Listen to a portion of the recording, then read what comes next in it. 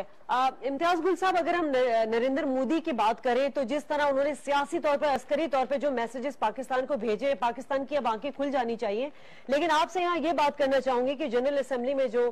खिताब किया था वजीर आजम ने, और जो कश्मीर के हवाले से खुलकर बातें की थी और अक़वाम मुत्तहिदा की जो करारदादें हैं उनकी भी बात की थी, पाकिस्तान का तो पॉलिटिकली और अगर हम डिप्लोमेटिकली बात की जाए तो कश्मीर के बारे में जो स्टैंड है वो बड़ा क्लियर है। लेकिन आप क्या समझते हैं, जब तक वाकई कश्मीर का मसला हल नहीं होगा तो ये मामला तो यानी ये ऊंट किसी करवट बैठेगा नहीं। अब लाइन ऑफ कंट्रोल पे जो बिला इश्तिहाल फायरिंग की जा रही है, पाकिस्तान को अपनी खारजा पॉलिसी पे नजरसानी करने की जरूरत है।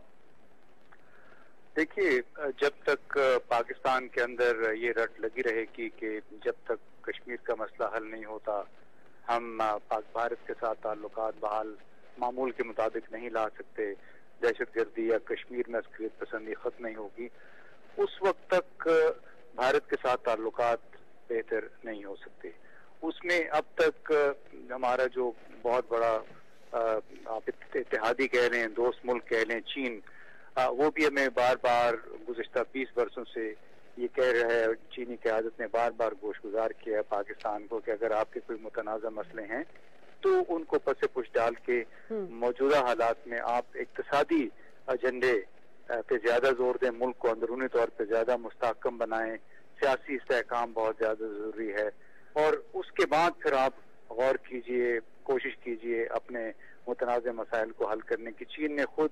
ये पॉलिसी इख्तियार कर रखी है, और अगर पाकिस्तान ने अपनी आज तक जो पॉलिसी जारी रखी है इसमें तब्दीली न की तो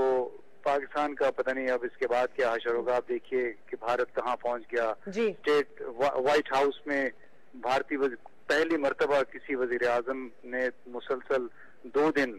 मुज़ाकरात किए, बातचीत की वहाँ के सदर के साथ। इससे पाकिस्तान की आंखें, अगर पाकिस्तान किसी और की बात नहीं सुनता तो कम से कम चीन की बात सुन ले, चीन का मशवरा सुन ले, जिन्होंने तमाम तनाज़ात से हट के भारत के साथ भी तनाज़ा हल किया, और जापान के साथ भी कोशिश वो कर रहे हैं, अपने उसूली मौक़िफ़ पे डटे हुए हैं, लेकिन उसके साथ साथ उन्होंने अंदरूनी तौर पे इक़्तिसादी तरक्की पे गैर मामूली तवज्जो मरकूज कर रखी है। जी बिल्कुल। और नरेंद्र मोदी की अगर हम हालिया जो न्यूयॉर्क में उनका दौरा रहा है उसमें उनके अमेरिका के माबैन जो है वो अरबों डॉलर के दिफाई मुआहदों पर भी बातचीत हुई है। इम्तियाज साहब, दुनिया में बहुत से मुल्क की जो है वो आप ताल्लुकात खराब देखते हैं, उसकी एक तारीख भी रखती है, लेकिन भारत ने पाकिस्तान के साथ जो ताल्लुकात की बुनियाद डाली है, आपको वो क्या बुनियाद में क्या नजर आता है? देखिए, गुज़िश्ता तकरीबन 15-16 वर्षों से दोनों मालिक के ताल्लुकात की राह में जो बहुत बड़ी रुकावट है वो कश्मीर फोकस ग्रुप हैं, जो कि भारतीय कश्मीर के अंदर कार्रवाइयों में मुलव्वस रहे हैं, यहाँ बैठ के वो दावे भी करते रहे हैं, और भारत का ये कहना है कि यही वो ग्रुप है जो कि मुंबई के हमलों में भी मुलव्वस था। और खास तौर पे मुंबई 2007 के जो वाकयात हुए उसके बाद से भारत के अंदर एक इंतहाई सख्तगीर मौक़िफ़ पैदा हो गया है, जो कि न सिर्फ हुकूमत के अंदर है बल्कि आम आवाम के अंदर है, और उस तासुर को मुसलसल फरोग़ भी मिला है कि पाकिस्तान की सरजमीन पे मौजूद ऐसे गिरोह हैं जो भारत की सलामती नहीं चाहते हैं, भारत के खिलाफ मुसलसल सरगर्म है, चाहे वो कश्मीर में हो या कश्मीर से बाहर हो। और इसी वजह से न सिर्फ मनमोहन सिंह साहब ने बल्कि अभी नरेंद्र मोदी साहब ने भी ताल्लुकात को या मुज़ाकरात की बहाली को मशरूत कर दिया है,